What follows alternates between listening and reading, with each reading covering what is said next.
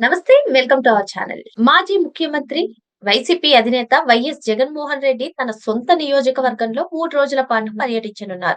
మరి క్రిస్మస్ పర్వదినం సందర్భంగా ఆయన ఈ 3 రోజుల పర్యటనలో ప్రజా సమస్యల నుంచి ఆర్జీలు తీసుకుంటారని కూడా వినిపిస్తుంది. ఇదిలా ఉంటే మనం గతంలో చూసాము, కాంట్రాక్టర్లందరూ కూడా జగన్మోహన్ రెడ్డి దగ్గరకొచ్చేసి మా బిల్లులు ఏంటి? దీనికి పరిష్కారం చూపిస్తారా? అడిగారు. మరి ఇప్పుడు కూడా వాళ్ళొచ్చే అవకాశం ఉందా? మరోపక్క ఇంటి సమస్యను కూడా ఒక కొలిక్కి తీసుకువస్తారా? రాజశేఖర్ రెడ్డి గారి వర్ధంతిలో విజయమ్మను అసలు పట్టించుకోనటువంటి పరిస్థితి. మరి ఇప్పుడు తల్లిని, చెల్లిని చేరదీస్తారా? అసలు ఏం జరగబోతుంది? తెలుసుకునే ప్రయత్నం చేద్దాం. దీన్ని విశ్లేషించడానికి మనతో పాటు ప్రస్తుతం జూమ్ కాల్‌లో ఉన్నారు. సీనియర్ జర్నలిస్ట్ టీవీ శ్రీనివాస్ గారు. నమస్తే సార్. నమస్తే.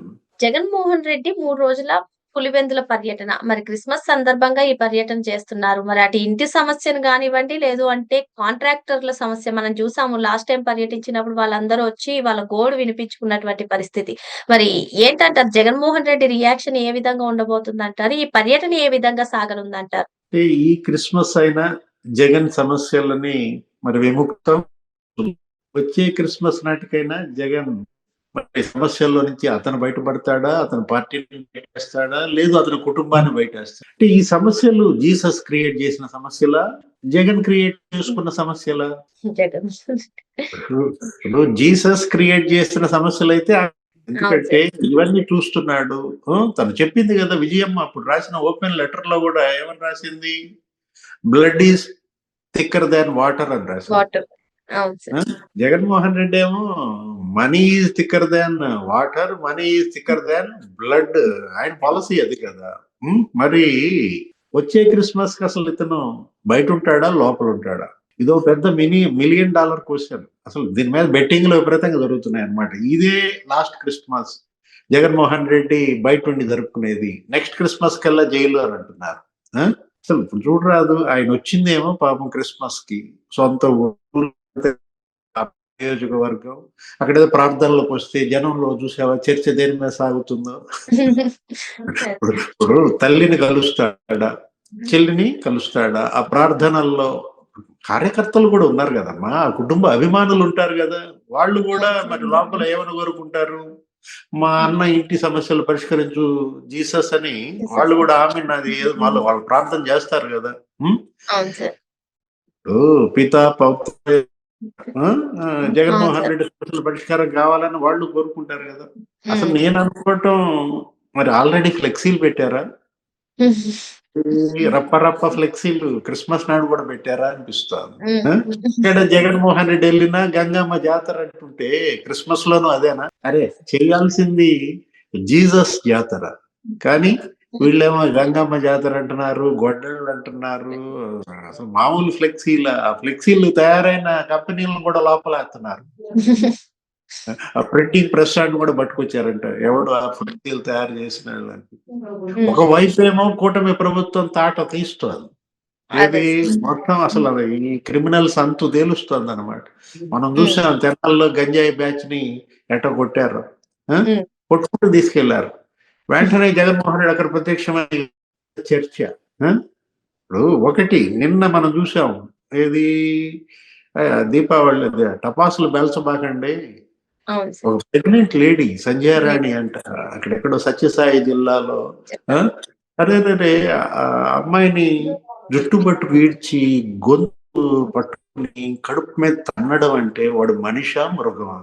వాడిని పట్టుకొచ్చినట్టున్నారు. వాడిని అప్పటినే నడిపించుకుంటూ తీసుకెళ్తున్నారు, మరి మొత్తానికి కొట్టుకుంటూ తీసుకెళ్తున్నారు. పోలీసులు మాత్రం క్రిమినల్స్ భరతం పడుతున్నారు, తాట తీస్తున్నారు. ఇప్పుడు జగన్మోహన్ రెడ్డి బర్త్‌డే సెలబ్రేషన్స్ లో భాగంగా ఈ సంఘటన జరిగింది. ఇప్పుడు ప్రెగ్నెంట్ లేడీది ఏదైతే ఘటన జరిగిందో దానిపైన జగన్మోహన్ రెడ్డి శ్రేణులను హెచ్చరించడం గానివ్వండి, లేదంటే ఈ మహిళకి క్షమాపణలు కోరడం గానివ్వండి, ఆయన చేయలేదు. ఏ విధంగా చూడాలంటారు దీన్ని? మళ్ళీ ఇప్పుడు సొంత నియోజకవర్గం అదేదో చిన్న దెబ్బేసాడబ్బా, అదేదో పెద్ద దెబ్బ అన్నట్టుగా అంటారేంటి అని అంటాడు. ప్రెస్ మీట్ లో ఎవరన్నా, అంటే నీలాంటి జర్నలిస్టులు కానీ ఆయన పిలుచుకునే జర్నలిస్ట్ ఎవరన్నా అడిగితేనేమాట, అరకమణి కేసు మీద ఏమన్నాడు? అదేదో చిన్న దొంగతనం అన్నాడు. అంటే ఒకటి, జగన్మోహన్ రెడ్డి వీళ్ళందరికీ అతను ఒక బ్రాండ్ అంబాసిడర్ గా మారారు.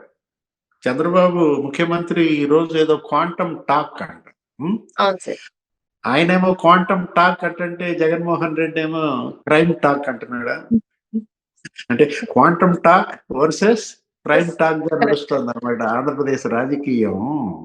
ఇప్పుడు మనం చూసాను, నేను ఆశ్చర్యపోయా. ఏది రాబోయే 2-3 ఏళ్లలో 3 లక్షల మంది క్వాంటమ్ నిపుణులను తయారు చేయాలని ఆయన లక్ష్యంగా పెట్టుకున్నాడు.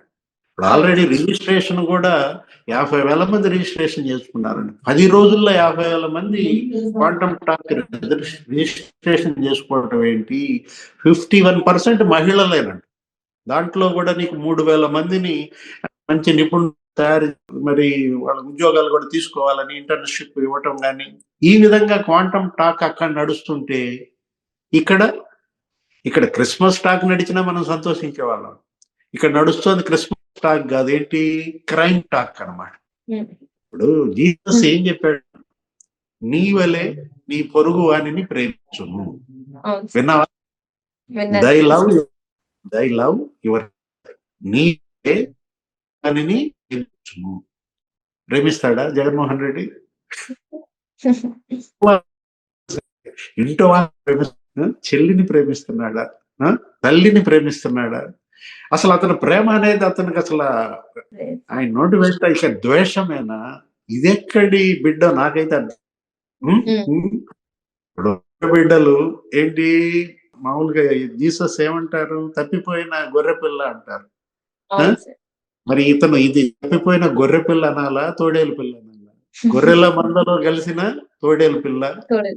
ఇప్పుడు ఇవాళ ప్రజా దర్బార్ కూడా పెడుతున్నాడు, ఏదో అర్జీలు తీసుకుంటాడంట పులివెందుల్లో. ఇటు ప్రార్థనలు అయిన వెంటనే తిరుపులపాయలో గాని ఆయన తీసుకున్న అర్జీలు ఏం చేస్తారు? మడిచి పెడతారా? ఏం చేయటానికి అర్జీలు తీసుకుంటున్నాడు నాకైతే అర్థం కావట్లేదు. ఇప్పుడు నువ్వేమైనా అసెంబ్లీకి వెళ్తావా? అక్కడికి వెళ్తే ఈ సమస్యల మీద నువ్వు మాట్లాడితే అయ్యన్న పాత్రుడు ప్రభుత్వాన్ని నిలదీస్తాడు. రఘురామకృష్ణరాజు అసలు నీ తరపున ప్రభుత్వాన్ని అసలు మాట్లాడతావు. అసెంబ్లీకి వెళ్ళని నువ్వు అసలు ప్రజా దర్బార్ నిర్వహించే అర్హత ఉందా? నైతికత ఉందా? సమస్యలు స్వీకరించే అర్హత ఉందా? ఏమని చెప్తావు వాళ్ళకి? 3 ఏళ్ళు మళ్ళీ నేను వస్తానంటావా? 30 ఏళ్ళు ఆగాలి. 3 ఏళ్ళ 30 ఏళ్ళు ఆగాల్సింది.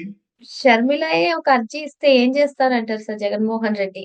ఆస్తుల విషయంలో కానివ్వండి, కుటుంబాల సమస్యల గురించి ఆమె ఒక అర్జీ ఇస్తే జగన్మోహన్ రెడ్డి ఏం యాక్షన్ తీసుకుంటారంటారు? షర్మిల జగన్మోహన్ రెడ్డి కలిసి అర్జీ ఇస్తుందా, లేకపోతే గడప మీద అర్జీ పెట్టి ఆ రోజు ఇవ్వడానికి ఫోన్ చేసింది. వెళ్ళి ఇవ్వడానికి ధనంజయ రెడ్డికి ఎవరికో ఫోన్ చేస్తే సీఎంఓకి ఆయన పాపం ఇప్పుడు ఎందుకులే అబ్బా ఆ బీజేపీ వాళ్ళ కోపం వచ్చుది అన్నాడంట. బీజేపీ వాళ్ళ కోపం మళ్ళా ఏమంటే వాడు తీసుకోకపోతే గడప మీద పెట్టిపోతానో ఏదో అందంట.